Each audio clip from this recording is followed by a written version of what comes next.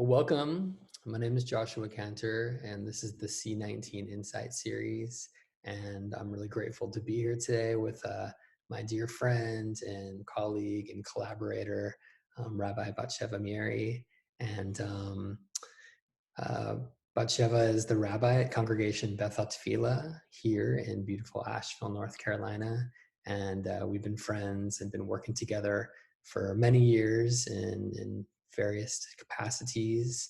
And, I look up to you as a friend and a mentor and a teacher, and also someone that just has wonderful insight about the world. And I thought it would be wonderful to talk today and have you as part of this series to get your perspective on this experience that we're going through right now with COVID-19.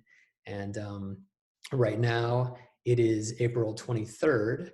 And so we are in week 5 of this quarantine, this sheltering in place. I like to call it retreating in place. And so we're in it. And we were just talking about how it kind of feels like I was referencing the cycle of retreat, and how here in week 5, we're really kind of moving into maybe a different layer of this experience, a different phase of this journey, where it's maybe feeling deeper, more real. The layers are peeling away even more. And so I'm grateful to talk with you and hear where you're at in this experience of COVID-19, and looking forward to just chatting for the next few minutes. I'm privileged to be here. Wonderful. I'm privileged to have you here. Do you want me to reflect now? Yeah, why don't you just, you can reflect just, where are you at on this journey right now?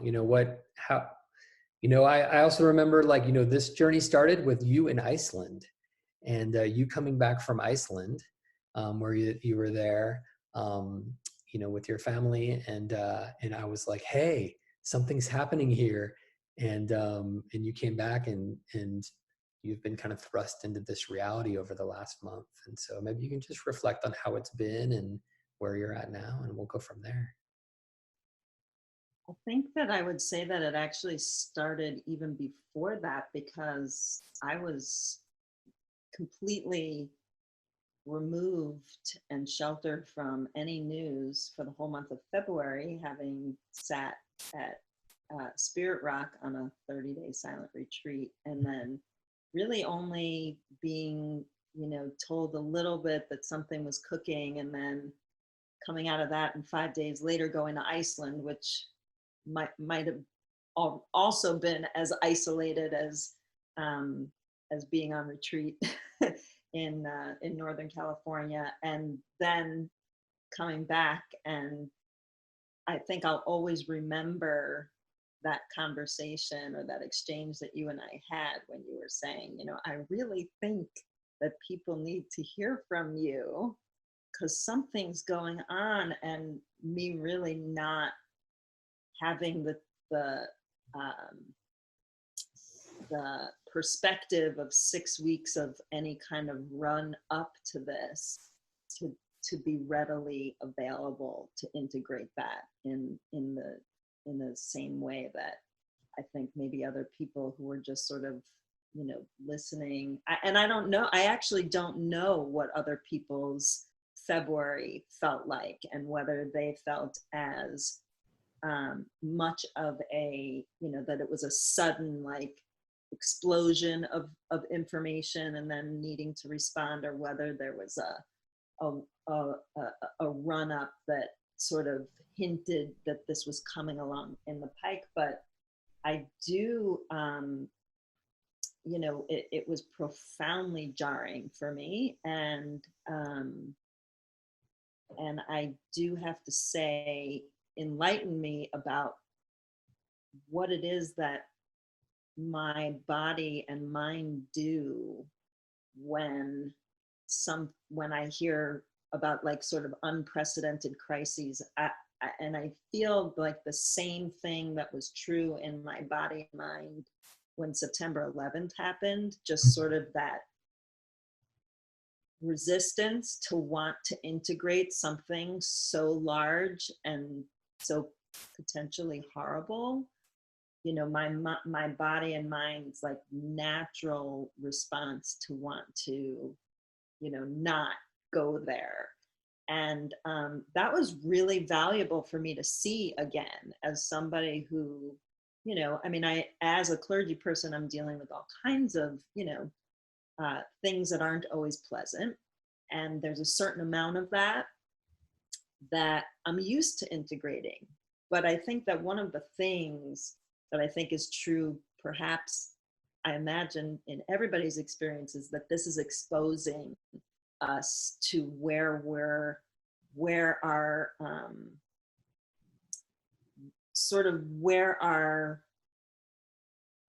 weaknesses, or I don't want to say weaknesses, where our the zone is, where beyond that we haven't developed tools to really adequately meet those things. It's pushing us to the very edge of where all those tools that we build up.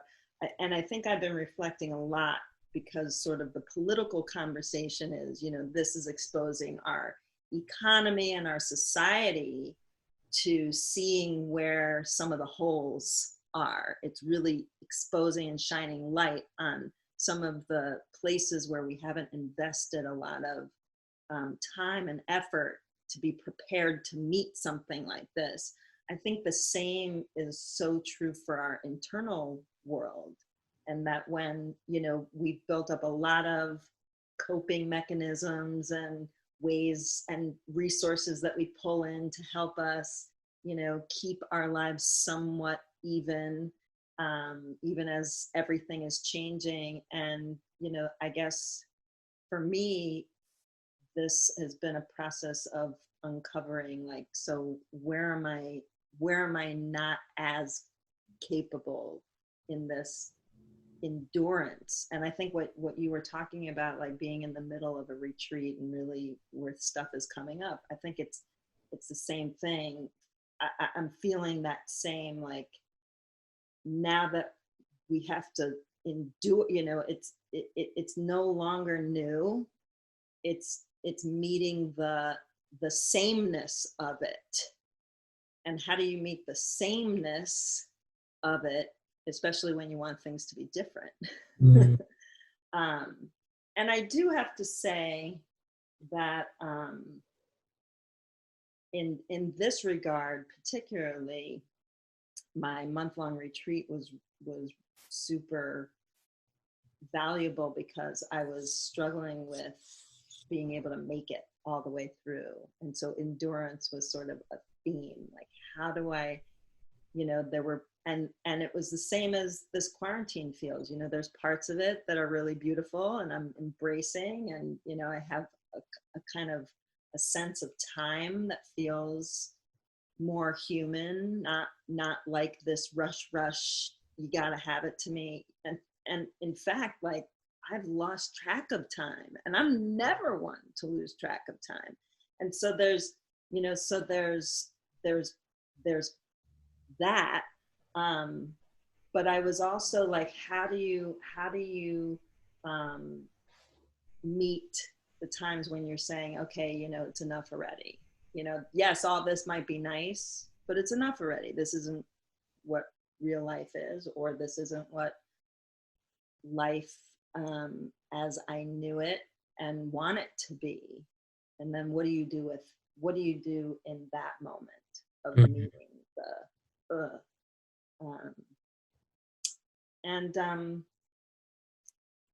I guess I guess, you know, in that moment for me, it's really valuable to observe, you know, where is it that I'm turning? Am I looking on TikTok for a laugh? Or am I going to the refrigerator to eat something? Or am I, you know, taking a breath and saying, is this, you know, this is uncomfortable? And showing myself some compassion and finding some spaciousness in understanding that this is, this is just where we are.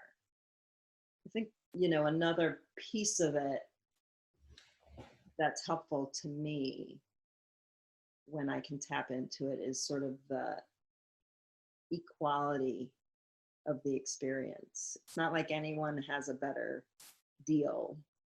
And in fact, I can think of a lot of people for whom this is really, really much harder than for me. People who, for example, came to Asheville just a couple of months ago, leaving, their life behind, which a lot of people want to do who come and live in Asheville. They're looking for a new start. They're looking to make new connections, to rediscover new things about themselves. And then suddenly they're thrown into quarantine and they have nothing. They have no way to begin to sink in, and no resources of friendships and things like that to lean on for camaraderie. And there are people that I worry about, and people who can't work because their places of work can't work, and are worried about how to manage through a financial squeeze. And so we're all, when I can get out of my own personal experience and just understand that there's a struggle on everybody's struggling. I always remember Sylvia Boorstein tells, there's a Zen story of a monk who's getting chased in the woods by a tiger, and he runs to the edge of a cliff, and at the bottom of the cliff there's another tiger that's waiting to get him, and behind him is the tiger that's chasing him, and so he's got to do something, and he notices there's a bramble, so he jumps off and he's hanging on to the bramble, and he's just hanging on by this bramble, and then he looks up and, oh my gosh, there's mice that are gnawing at the bramble, so like any minute he's gonna fall down into this ravine, into the mouth of this other tiger, and if he climbs up, he's gonna get it from this one. And he turns and he looks to the other end of the bramble, and there's a beautiful berry. And one of the many lessons of that story of this monk hanging there, and the berry and the tigers and the mice gnawing, is that, that's kind of the situation that we're in all of life. We're always that vulnerable, we're always that fragile. And so when people are acting unskillfully, if you can imagine, well, they're just doing the best they can, because we're all just hanging on a very fragile bramble. We don't always feel that way, and I think in normal life we don't experience life that way. But when the curtain gets pulled off, when anything happens, even just a personal tragedy, or you lose a job, or you lose a relationship, that sort of opens that curtain, and you glimpse and you say, oh yeah, I really am just this vulnerable. It just is this fragile, this thing called life. And at the bottom of it all, everybody's just doing the best that they can.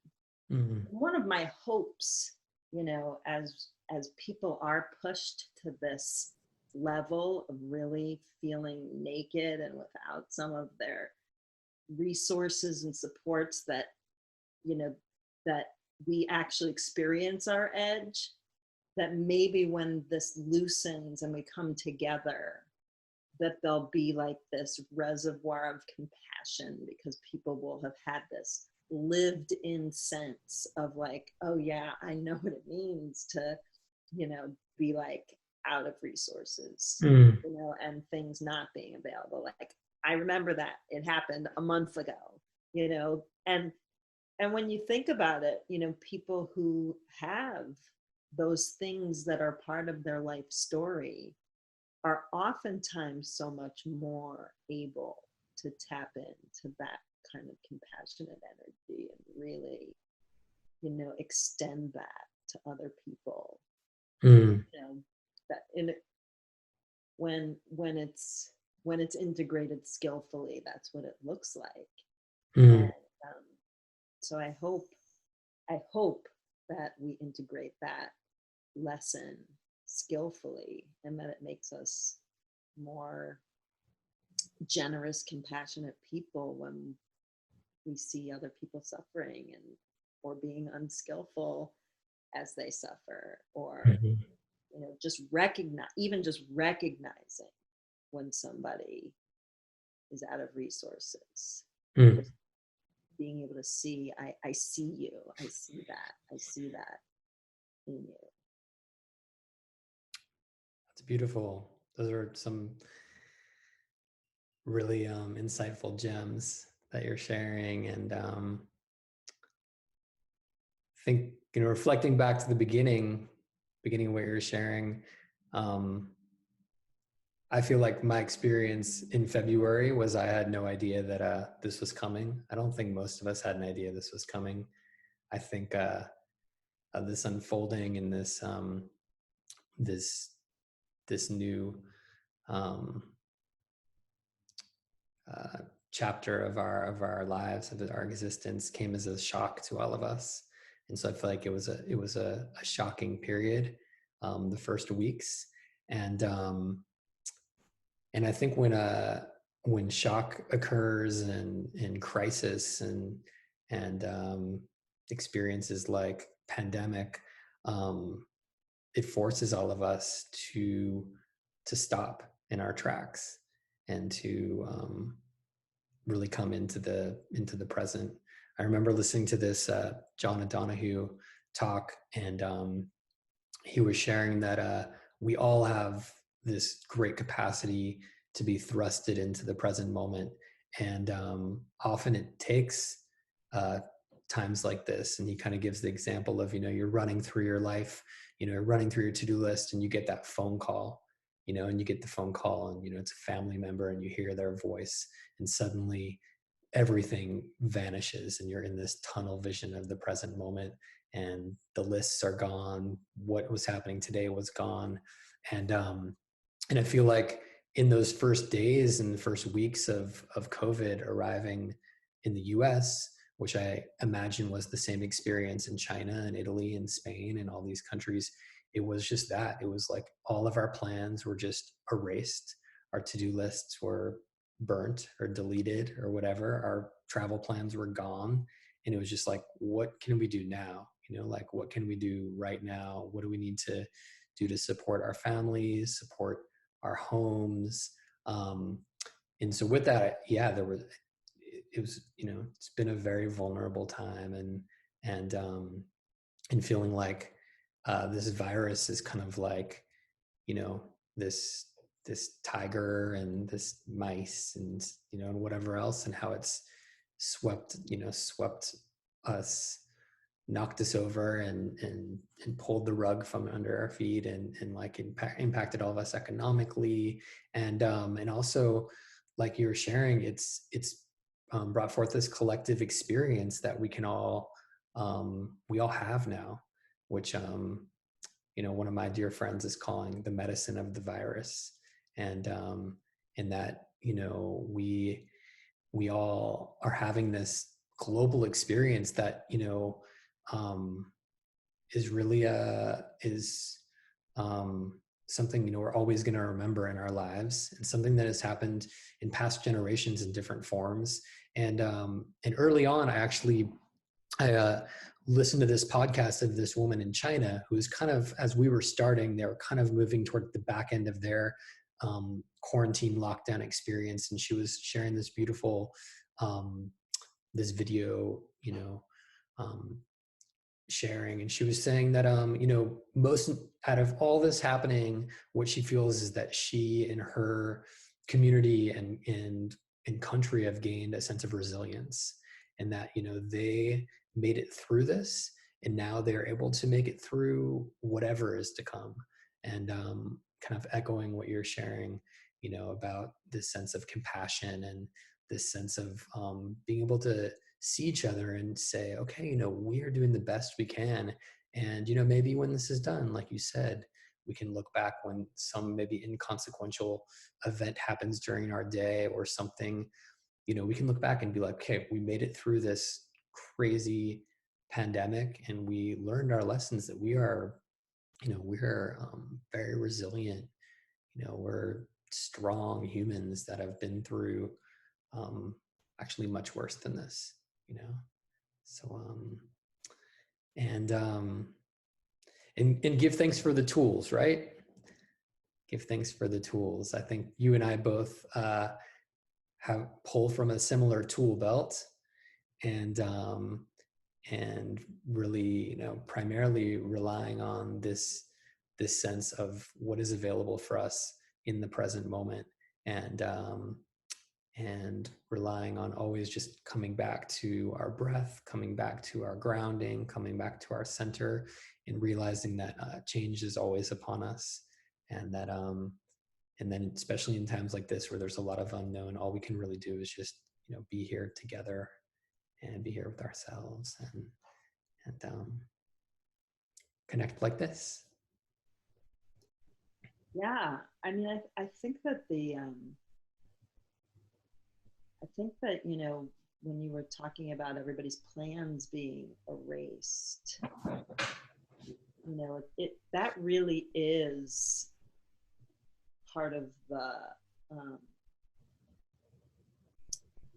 delusion that we play with when things are normal, that the future is going to unfold exactly the way that our calendars say, that on April 11th I'm going to the Billy Joel concert, but that wasn't true.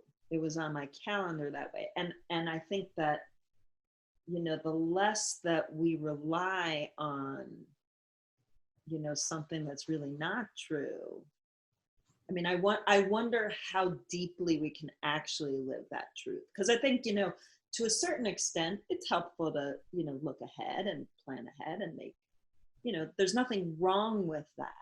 The question, I guess, is, can we deeply live into the truth that, really all we have is right now?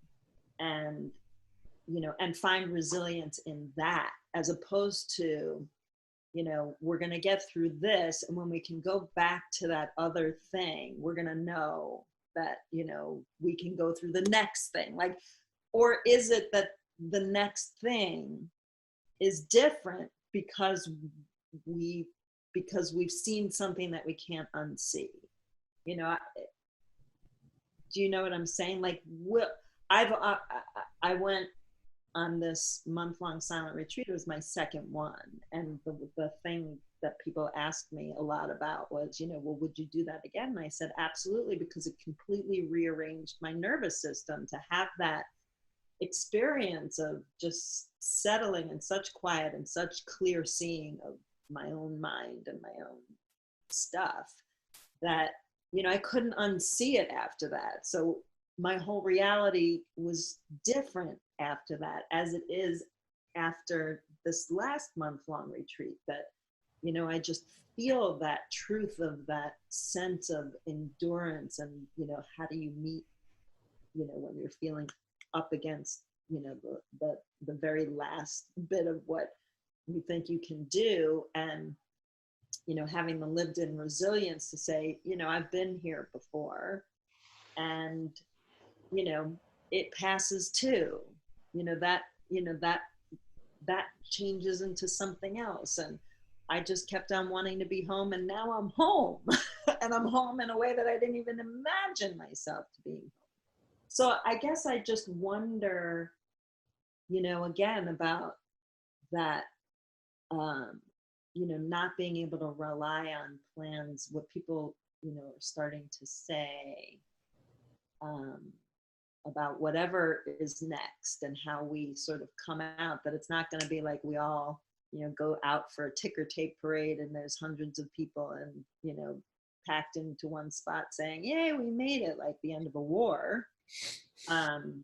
This unfolding is going to be very different because we can't all do that. So, the so plans are going to feel different for forever, aren't they?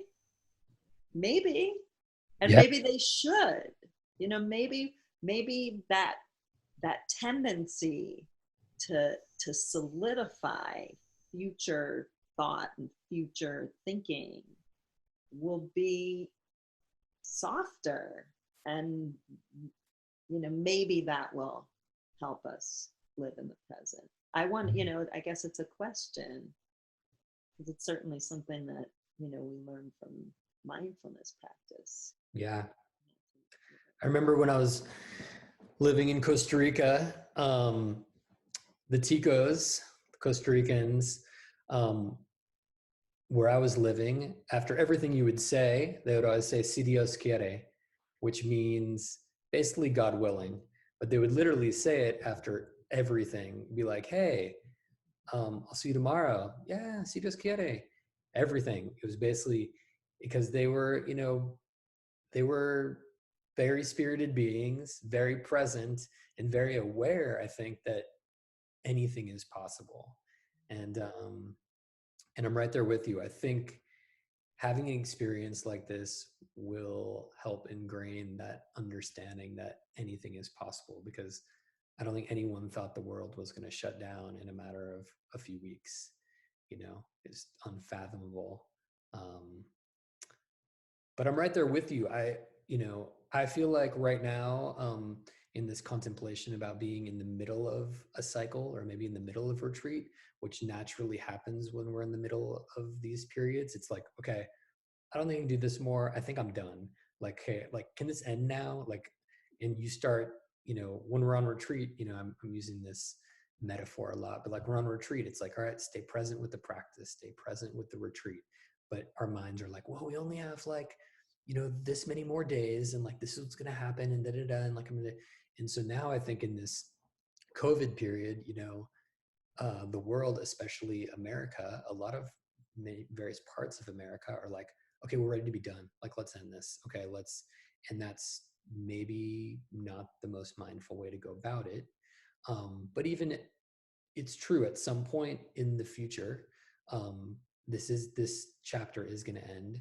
And then how do we utilize the energy that we have cultivated during this period to really implement sustainable change in our lives? Because I really believe, and after having these discussions with people around the world and discussing with my friends and family, I believe there have been a lot of blessings of this time, numerous blessings, surprising blessings.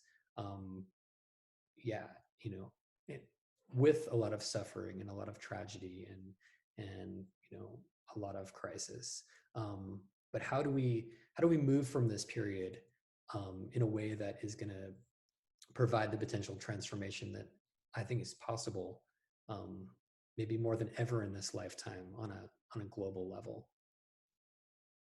So that's what I've been thinking about. Well, I think that we'll have to meet that when we have that new reality to draw on what we know. I think we don't even know what we are gonna know. Like, I think that there's a lot more time that we're going to be spending here, and that it's gonna reveal other lessons and other important knowings that are going to in some way change behavior. I'll give you the tiniest little example of just a little thought habit. I have a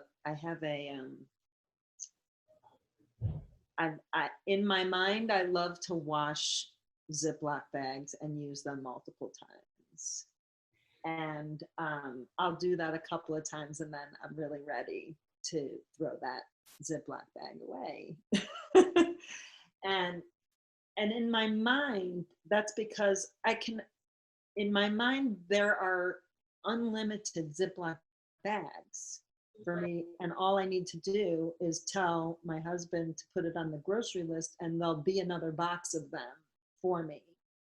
But this, has made me think a little bit differently about the limitations on resources.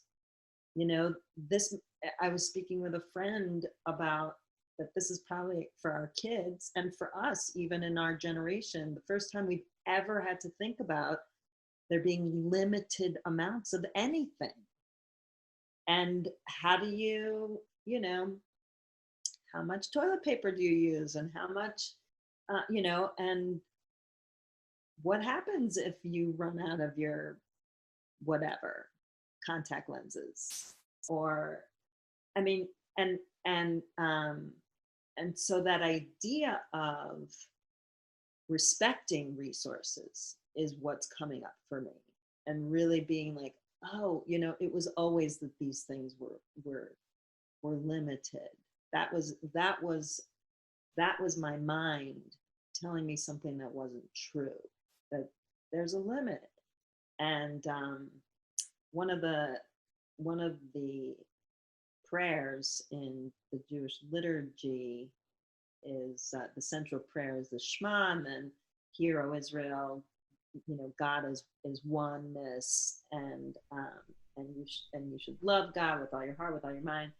And then there's a paragraph that doesn't appear in the liberal prayer books because it sounds transactional, and it's a whole paragraph that says, and if you obey the laws, it's all going to be great for you, but if you don't, I'm going to close up the skies, and the rains aren't going to come down, you're not going to have crops, and it's going to be awful for you. And a long time ago, people who were really like looking at that decided, why can't, instead of seeing this as this punitive God that's saying, well, if you do the right thing, then you're going to get rewarded, and if you don't, you're not going to get rewarded. What if we saw that, that's actually talking about the world's response? When we're acting out of balance with the world is going to tell us, you're out of bounds. You have to, I'm not going to, we're going to close up the skies. The rain's not going to come. There's going to be droughts. There's going to be fires. There's going to be floods. There's going to be, things like this.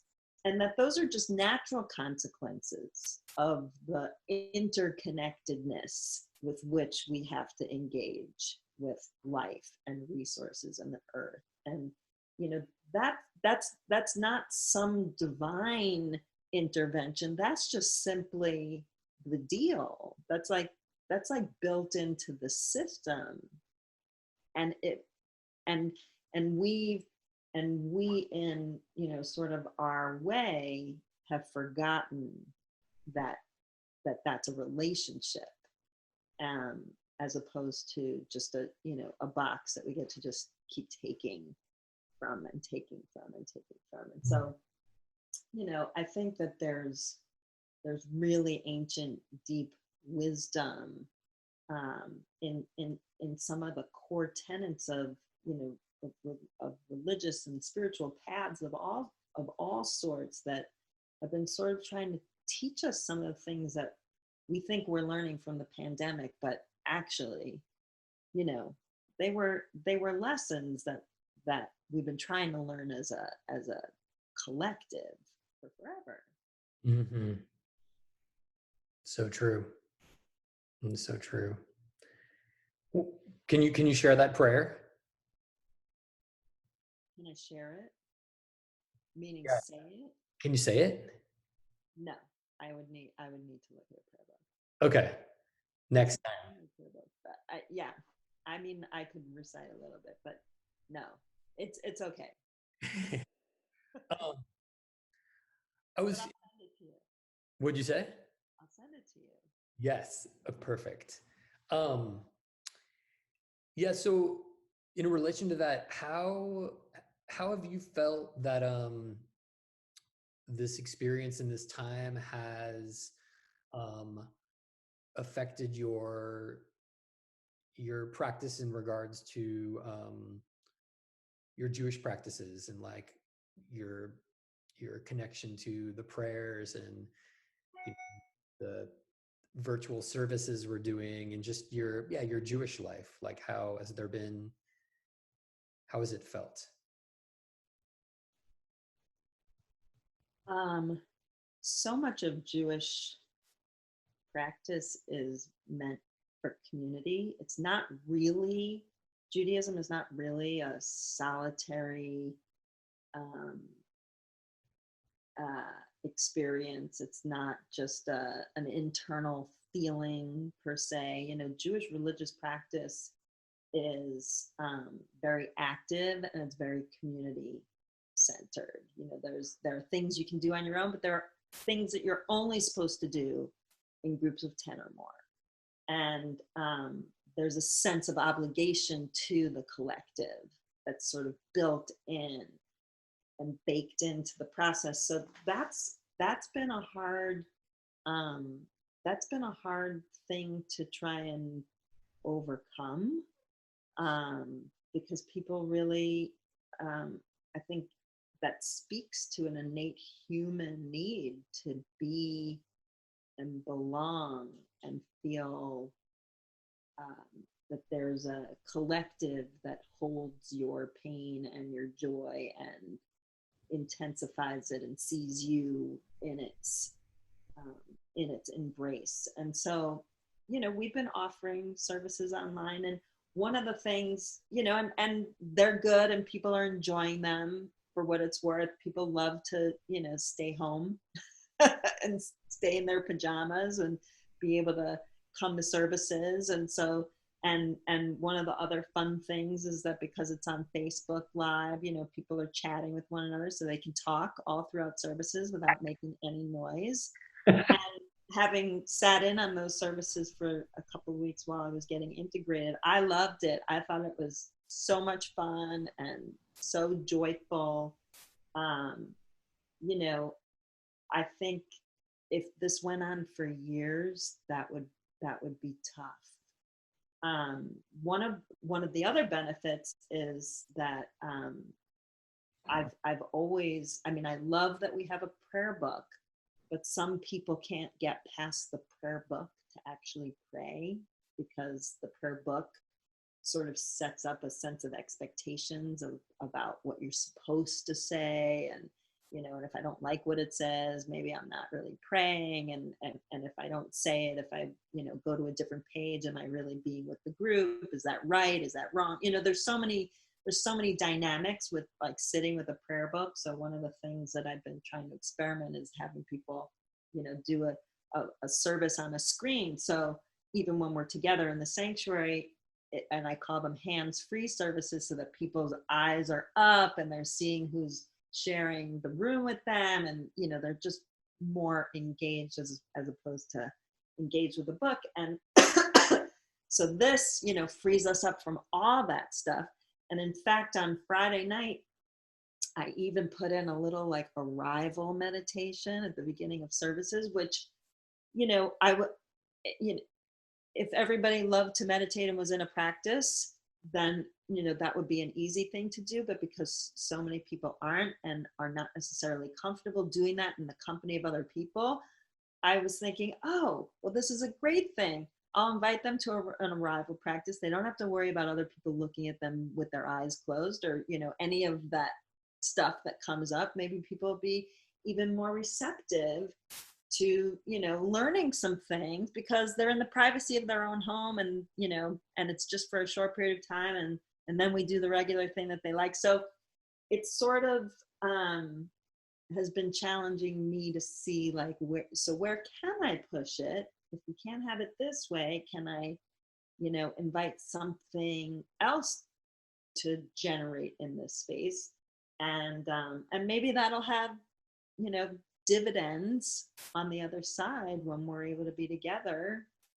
If we always do an arrival practice or we jump into services, that would be awesome to help people really get into the framework of prayer, as opposed to using prayer as the ramp to getting to prayer, which it's built for, but still, sometimes we don't get our stride until 3/4 of the way in, which, then we're missing 3/4 of the time we can be together, actually, with all of our